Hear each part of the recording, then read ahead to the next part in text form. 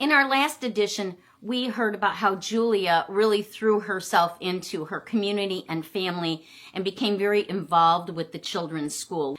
We're going to cover another 2 chapters today. The first one is the operations, where we hear how Julia and Alex continue to face health concerns, but then we're going to lighten the mood up a little bit with a chapter called What's Brewing. So let's get started. When Julia was in her early 30s, she began to complain of low back pain.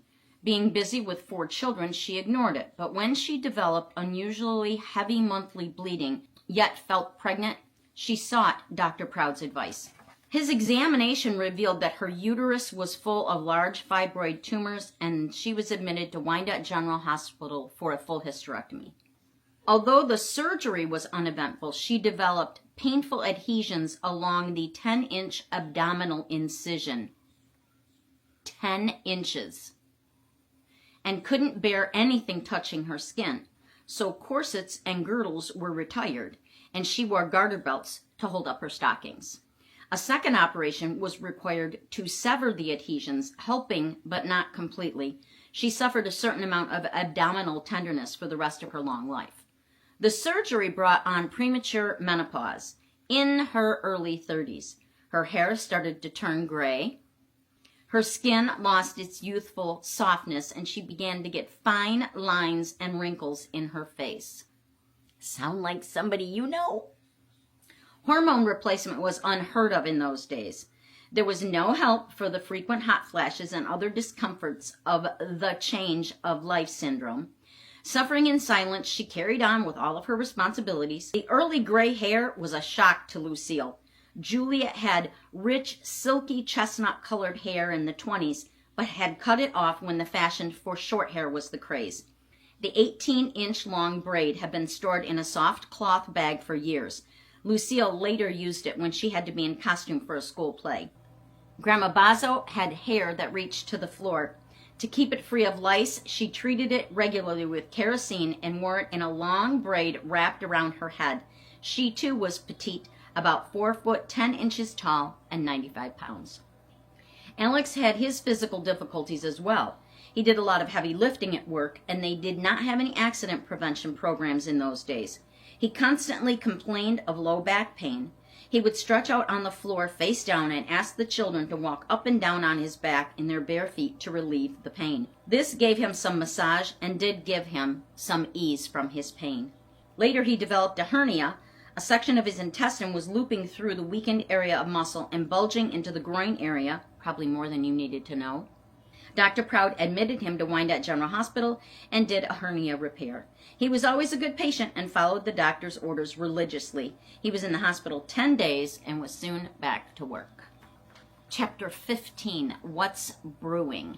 Julia had gone to school in the United States, so she could read and write English. Therefore, she took care of all the family's paperwork and finances.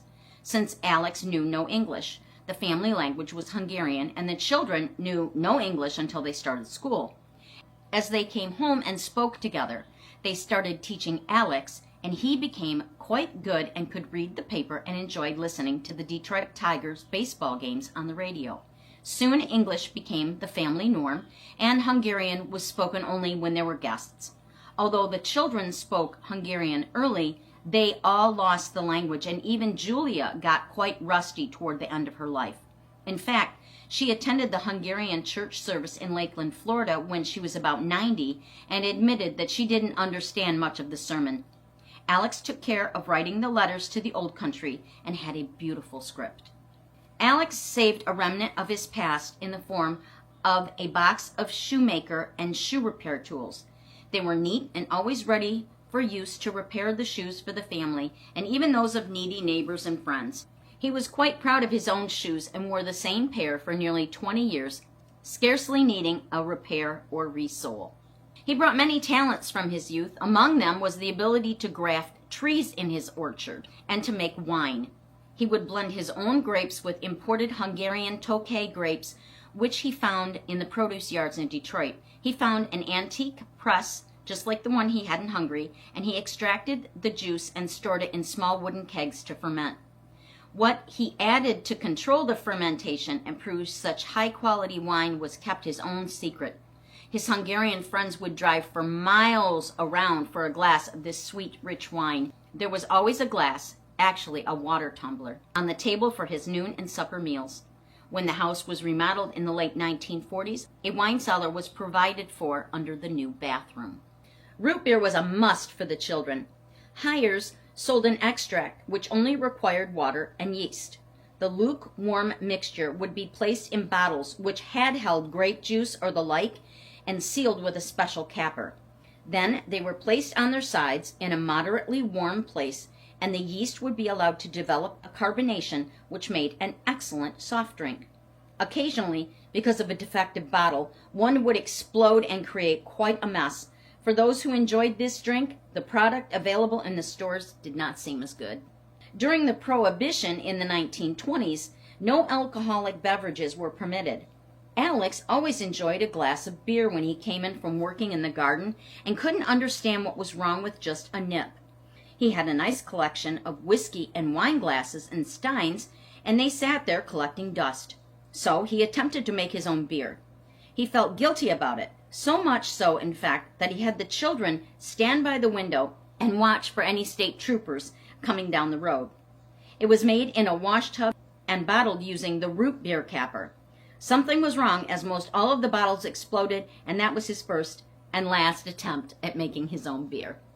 Even in the most difficult of days, the family still found ways to entertain themselves and to have a little fun, in spite of what they were going through. Thank you for listening, and I will be back with the next chapter soon. In the meantime, if you've missed any episodes, just go to my playlist titled My Grandmother's Life, where you can catch up on all chapters.